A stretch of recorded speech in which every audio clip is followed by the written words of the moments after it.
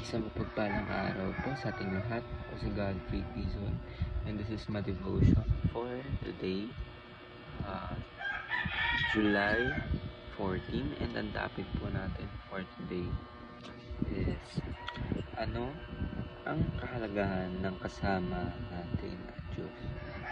So, ang concept po natin ngayon is omnipresence. So, ano po ba yung omnipresence?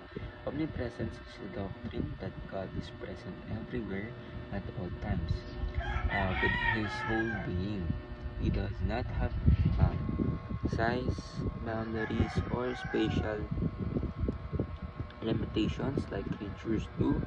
This means that God is not partly here and partly there. He is fully present in all places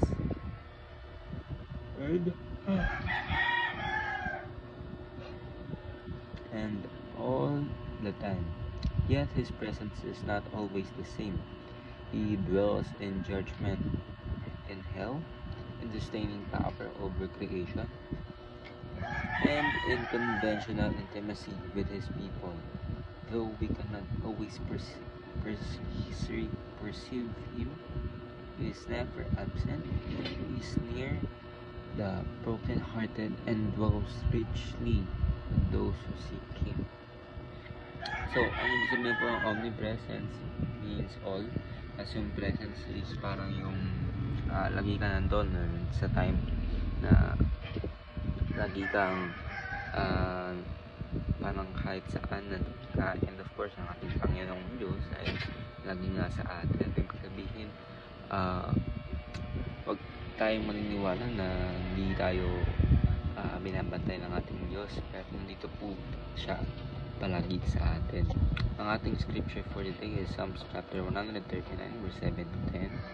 Where can I go from your spirit? Where can I flee from your presence? If I go up to the heavens, you are there. If I make my bed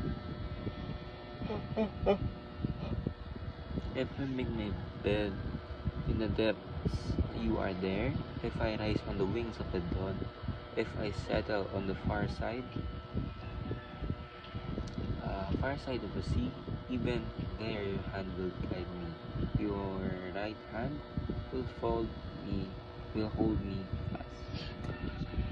Ay nga po, kaya nga po sabi dito ni Haring David, laging nandito po ating Panginoon para sa kanya.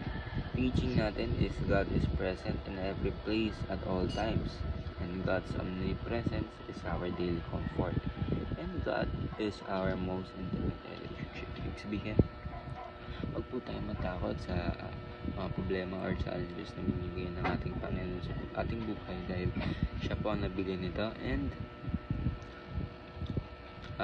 ibig sabihin siya po yung na magtiwala lang po tayo sa kanya, kasi siya rin po yung nagbigay nito, and siya rin po yung kaya makatulong sa atin dito. So that is why hindi po tayo dapat matakot, mangamba, dahil gagabayan po tayo ng ating Panginoon Diyos. So ayun po, ako si Godfrey Pizon and this is my devotion today, July 14. Sana po maraming tunan. Ayun po, and God bless.